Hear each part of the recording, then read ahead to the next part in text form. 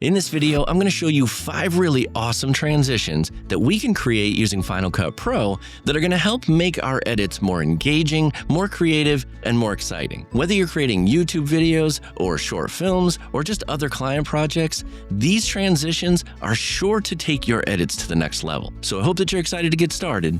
Let's dive in.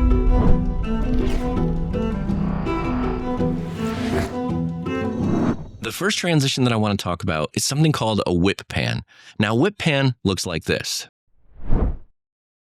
Now, this type of transition usually requires planning ahead. When you're recording the video, you want to make sure that you pan really quickly from one scene to another, and you also want to make sure that when you're doing that pan, that it's always in the same direction. For example, when you jump from the first scene, you want to pan to the left really quickly. When you come into the next scene, you want to start on the right and pan to the left into the scene. So you want to make sure that you are doing that panning action in the same direction both times, so that when you go through and you edit those two things together, you can make them blend seamlessly together. Let's dive into Final Cut Pro so I can show you how this works. So over here in Final Cut Pro, I have the 2 clips that you saw in the example of the whip pan here, and basically it requires 2 different parts. So in this example, I have a trail, and then you can see from there, I whip really quickly to the left. And then over here in the second clip, I start on the right and I whip to the left like this over to reveal the other trail. And so the whipping motion has to happen in the same direction. Like I said before, it really doesn't matter which direction. Ultimately, you want to whip in the direction that tells the story best. So most of the work here is done in camera. All you have to do is make sure that you whip the camera in whichever direction you want in both scenes and make sure that they sync up and they're both going the same direction. But now there's a couple of things we have to do to kind of make this work. So first of all, we want to cut this down. So we're going to find the point where you just see the trail for a second like this, and then I whip over. So I'm going to go back to here, right about there. I'm going to just trim that down. Okay, so we really want to find a point that's kind of more like halfway through the whipping motion, right? So let's just kind of use our cursor here and we'll just step through it. So it starts to do the whip here, and I think probably right about here. So I'm just going to trim it back there too. So all I should have is just this little bit here, and then it whips to the left, but then it cuts right away. So now we need to find the part where this one is whipping over to there. And we want to kind of get about halfway through the whip like this. So somewhere about like right here is the halfway point through the whip. So what I'm going to do is I'm going to just trim that one back, and then we can kind of play through it really quick. And that's pretty good. That's actually a really good jumping point from one scene to the next. So I'll just step through it with the keyboard. You can see it whips through, and then it kind of seamlessly jumps to the next scene. So that's really good, and that's actually what we want. But there's one more thing we should do in here to kind of help sell the effect a little bit. All we need to do is go over to our transitions here, and you're going to want to go to your blurs, and we're going to want to use a directional blur. So we'll drag that transition over here between the 2 clips. And then you could just leave it like this, okay? And that's not too bad, but I often find that going in and adjusting the settings a little bit usually helps with this. So if we click on the actual transition itself here, first of all, it really matters which direction this transition is actually going. So if you are panning from right to left, then you want your actual transition to be pointing in the right direction. You want it to point in the direction that's opposite the direction that the pan is happening. And the reason we want that is because we want the blur to travel in that direction, right? It would look weird if the blur was traveling in this direction over here and we were panning in that direction. So we want the blur to happen in the opposite direction. And to just get it precise again, I'm going to come over here in the actual number. I'm just going to do 360 so it's pointing in the direction I want. And we can adjust the actual amount of the blur by kind of pulling in and out on it like this, right? So if we only want it to do just a little bit of blur, maybe somewhere around here, I think that's probably going to be better. So let's just watch that through again. Yeah, that's really good. See, you don't really want to do a ton of blur, because if you go through here and it like completely blurs it out, it's going to look weird. So you just want to tinker around with the actual levels a little bit and see what the amount of blur is that's going to look the best. And then honestly, the final thing I would do in this situation to sell this little transition is I would throw a sound effect in here. So I have this Filmic sound effect collection that's by Dylan John. So I'm just going to grab this little whip right to left over here, and I'm just going to pull this down and put it between this. So what I like to do is I like to take the playhead and I like to put it right in the center of the transition, and then I like to pull the sound effect over so that the peak of the actual waveform here is happening right in the center of the transition itself. And then let's watch it one more time and you can see what it looks like and sounds like with that little sound effect. Okay, so adding in a little bit of a sound effect to go with that transition really kind of helps to sell it. But a whip pan like this is super easy to do, and it's an awesome transition to use in your arsenal. The next transition I want to talk about is something called a match cut. Now, a match cut is really good for being able to jump from one place to another, or jump from a time period to another time period, using some sort of an object that looks the same or looks similar. You could see that the tree in the first video looked very similar to the pole in the second video, and so transitioning from one to another was kind of more of a seamless transition into the next scene. This kind of a transition is really good for jumping from like time to time or place to place, or showing comparisons of some situation in different places. A match cut is used all over the industry, so definitely be looking out for it. But let me show you how to do this in Final Cut Pro. So over here in Final Cut Pro, I have two different clips. I have the clip of the tree and I have the clip of the pole. And you can see that the thickness of the pole is definitely different than the thickness of the tree. So what we're going to want to do is kind of bring them together and match them up and do a little bit of resizing to make things match better. So what I'm going to do is add the tree to our timeline, and I actually don't need all of this clip of the tree, so I'm going to just kind of cut this down to a little bit more reasonable, so maybe about there, and then I'll just do Option square bracket to get rid of that. And then I'm going to bring the clip of the car down into there, so I'll hit the E key to do that. Again, we don't really need the whole clip of the car, so maybe I'll cut it down to about here, like that. And now what we want to do is we want to kind of line up the pole and the tree, and we want to match the widths. So the way I'm going to do this is I'm going to actually pull it up on top of our clip like this, but I'm going to leave it right up to the edge of it so there's a gap clip below it. And then I'm going to actually use the comma key to step it back one frame. And let me explain to you why I did that here. So I'm just going to kind of pull this over here, and we go over to the first frame. This frame is now on top of that one. And what I can do is on this clip of the pole, I can go through and lower the opacity a little bit like that, so I can see both the pole and the tree through it.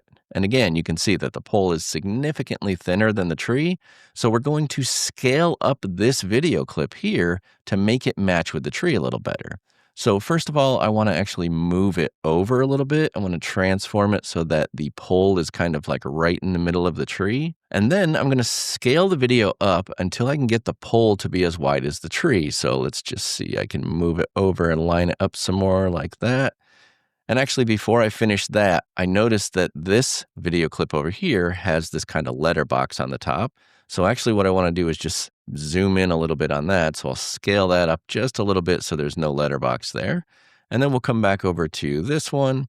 And now we can continue to line it up. So I'm just going to move this around first. I'm going to kind of keep centering it like that.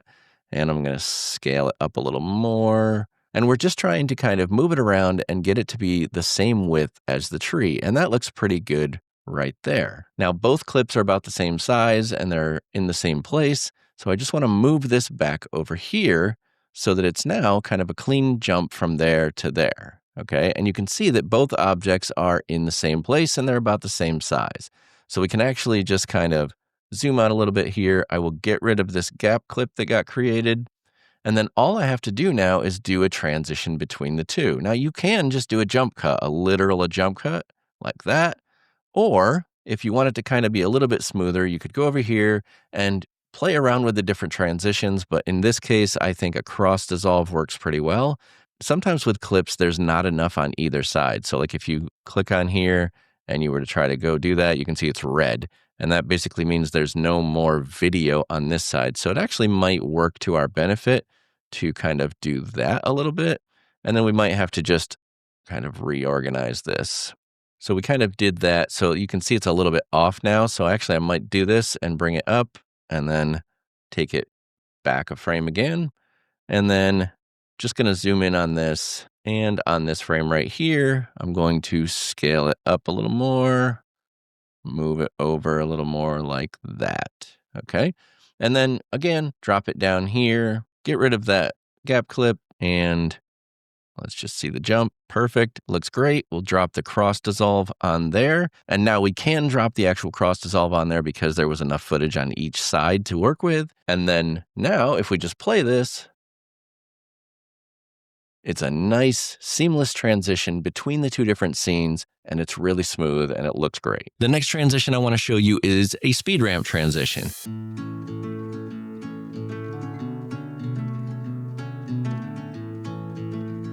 Now, I love speed ramps, you love speed ramps, we all love speed ramps. We don't want to overuse them. However, a speed ramp is really good for adding some dynamics to a scene. It's really good at making some sort of a creative transition from one place to another. So while you don't want to really use speed ramps all over the place because you're going to jar people and make them dizzy, speed ramps are really good when you are trying to add a little bit of dynamics to it or make it more interesting. So let me show you how to do that in Final Cut Pro. Now over here in Final Cut Pro, I have two different clips here. The first clip is just of a drone flying over a road. The second one is also a drone flying over a road. And we're going to make this a dynamic transition by adding a speed ramp between the two different clips. And this is, of course, really easy to do in Final Cut Pro. We're just going to click on that, hit the E key to add it to our timeline. And then here, we're going to add this one to our timeline as well. And it's just going to be a nice transition between the two like this. And so let's do this with a speed ramp. So we basically want to find a point where it's going to speed up. So I think we'll just kind of watch it for a second. I think right about there, I'm going to have it start to speed up. So I'm just going to select this clip over here. I'm going to hit the I key to create an endpoint, and that's going to select the rest of the clip using a range. And so what I want to do is I want to speed that up. So I'll go over here to my retime tools. I'll go to fast and I'll set that to 20 times. And what that's done is it's created a speed ramp here. Now, one of the things I want to do really quick, because this has that letterbox on it and this one doesn't, I'm just going to click on this clip and I'm going to scale it up a little bit so that it doesn't have that letterbox. Okay, and so now we've created a speed ramp on this one clip. And if we watch it, you can see that it kind of speeds up at the end and then it jumps right to this clip. But now what we want is for this clip to be going fast in the beginning and then slow down. So speed ramp to slow down. So we're going to go over here and right around here, I'm going to say maybe like right around there where the car starts to come in, I'm going to add an out point there. And then this whole beginning portion, we're going to speed up here. So we'll go up to our retime tools, go to fast, go to 20 times. And that's going to create the speed ramp on this side. And then if we watch this,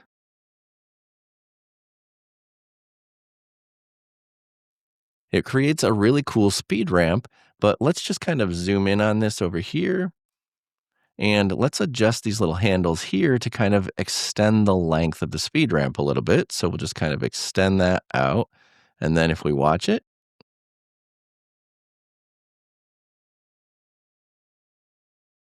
and it just kind of extends the speed of the speed ramp out. And I'm just going to kind of cut it off maybe like right about here.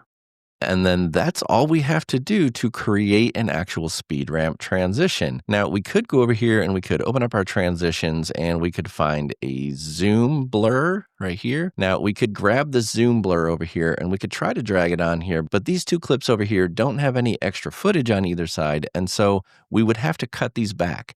But I'm going to kind of do a little trick here. I'm going to actually add an adjustment clip here.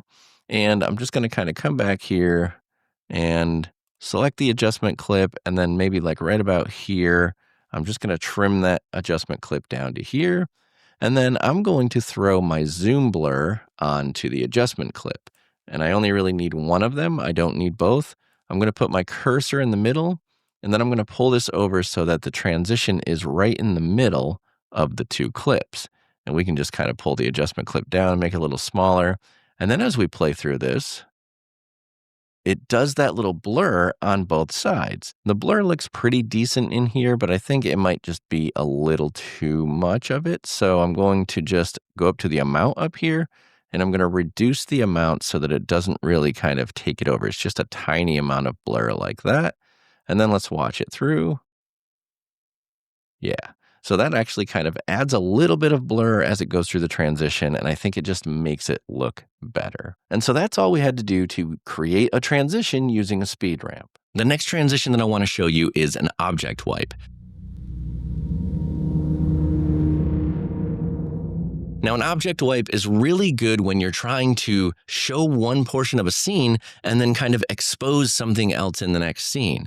It's a really good way to kind of like hide a situation and then all of a sudden make it visible. It's a really cool transition to use. Let me actually show you how it's done in Final Cut Pro. Okay, so over here in Final Cut Pro, I have two different clips here. I have one clip that is going to be kind of the main scene. And this main scene, you pan across the scene, and then some object kind of gets in the way and it moves across. And as we pan across, then it reveals another scene. And this clip up here is going to be the new scene that gets revealed.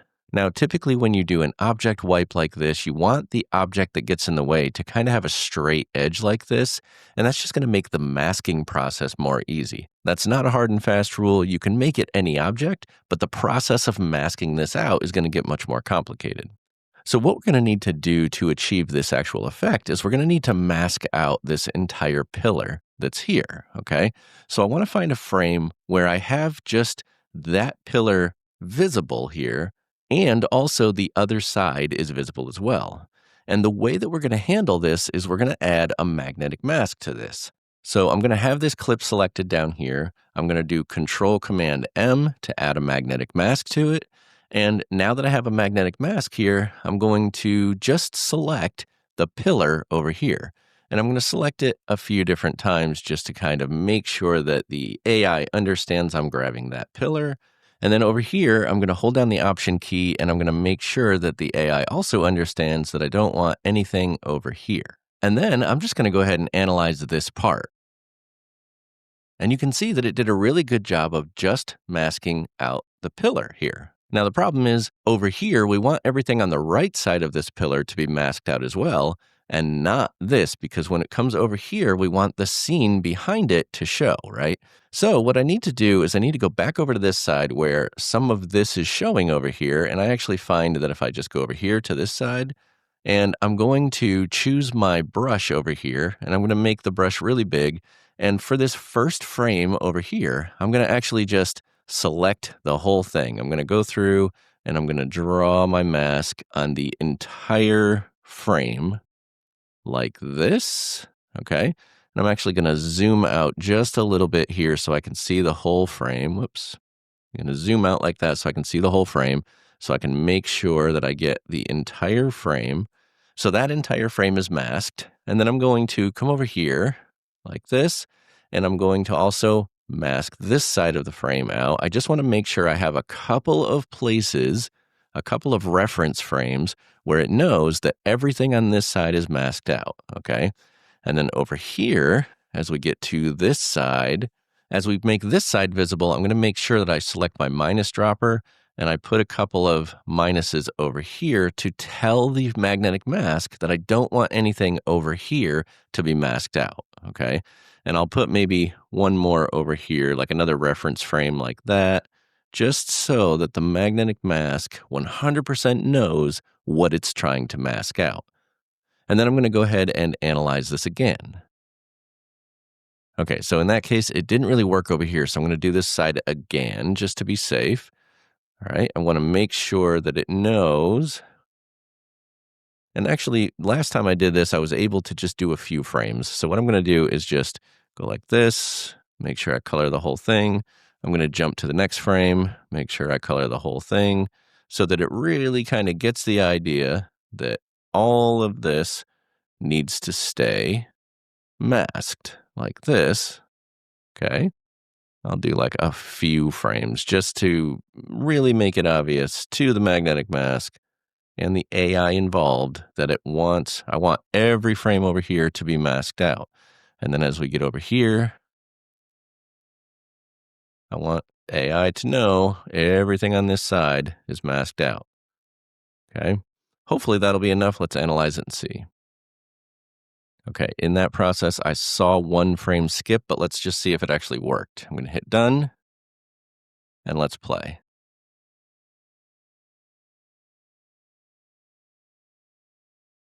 Perfect. That worked exactly how I wanted it to. So basically what happened now with the magnetic mask, I have masked out everything on this side of the pillar.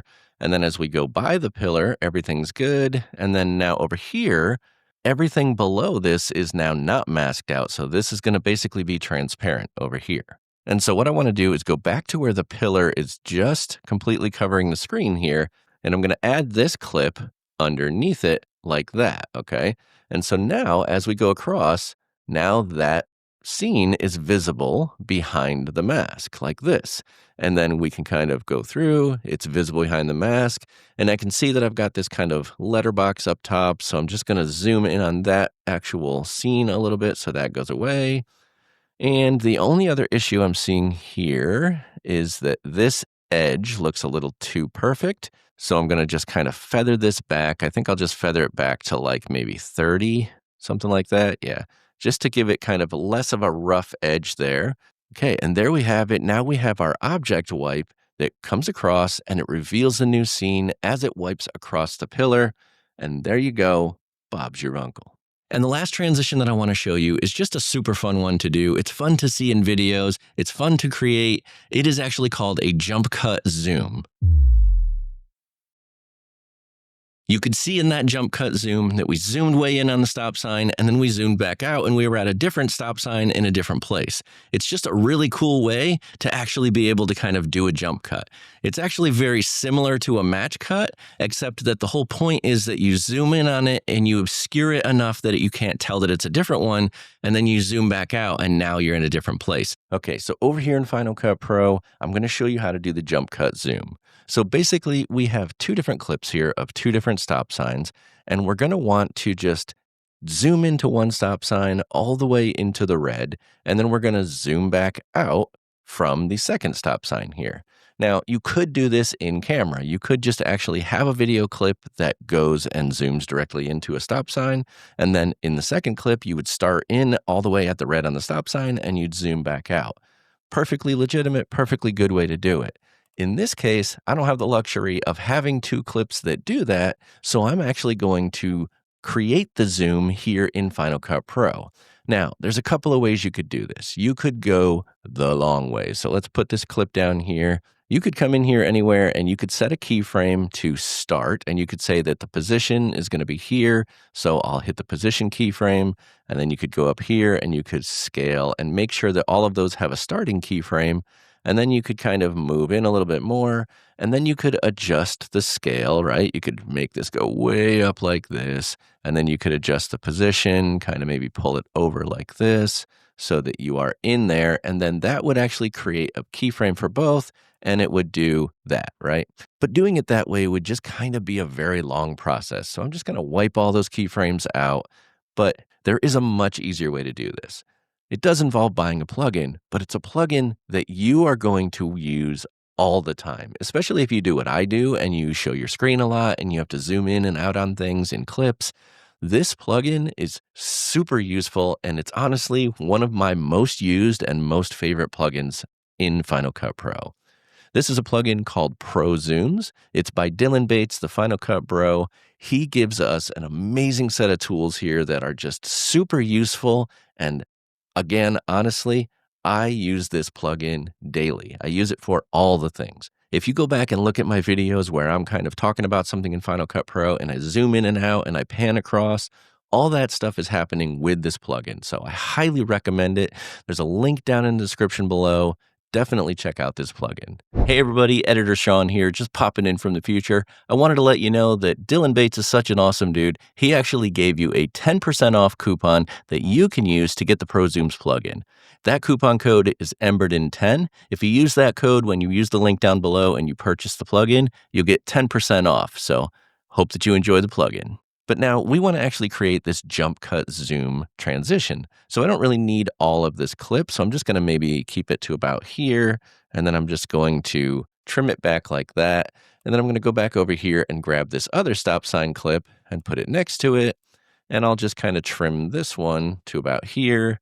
And so now I have the two clips that are just going to kind of transition from one to the other like that, okay?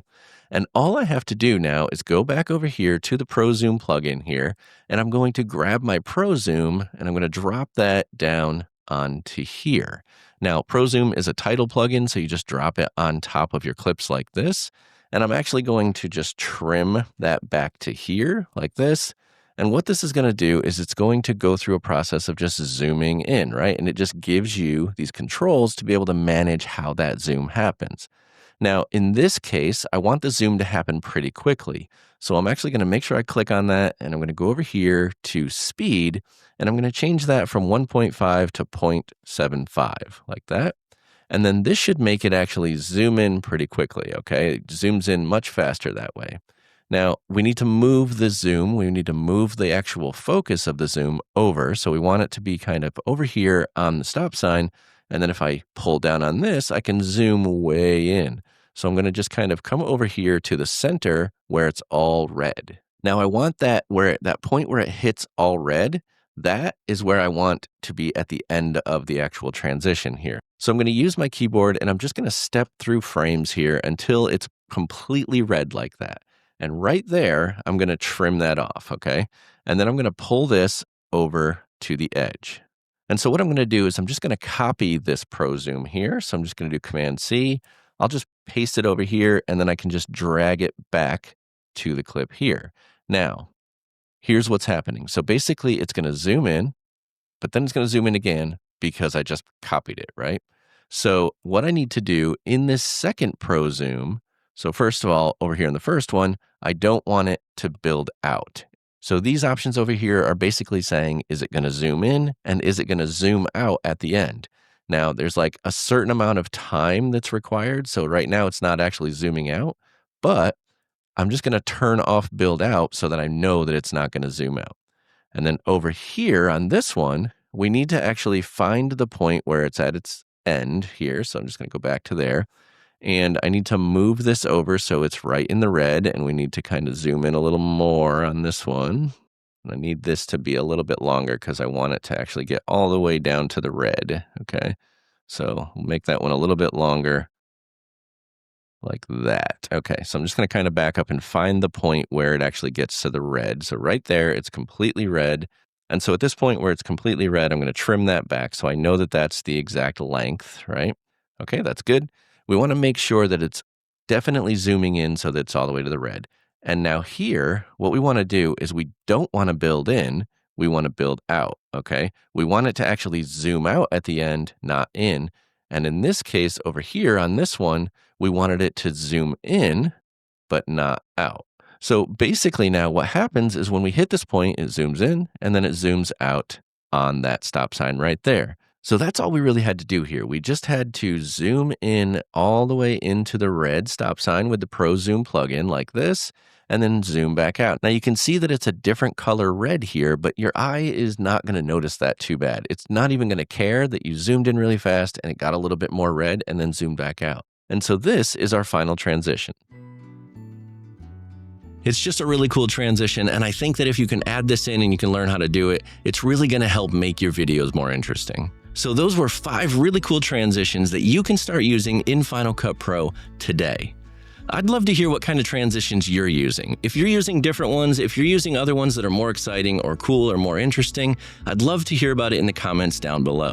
If you enjoyed this video, please like the video. Also make sure that you subscribe to the channel, as most of the people who watch my videos are not subscribed to the channel, and it really helps out that YouTube algorithm if you subscribe, and it also helps that YouTube algorithm if you engage down below, if you start commenting. It helps to kind of push the videos along and they get sent out to more people. I create these videos for you, so the more people that can see them, the better. If you've made it this far and you like the content on this channel, you can also become a member. You just click that join button up top, and there's a whole bunch of perks, and there's actually this video right here that has all sorts of information about memberships. So if you're interested in that, definitely join on, become a member. There's some cool perks that come with that as well. As always, thanks so much for watching. I really do appreciate you being a part of this community, being engaged, having conversations with me, telling me all about what you like to see in video editing. Thanks so much for watching, and I will see you in the next video.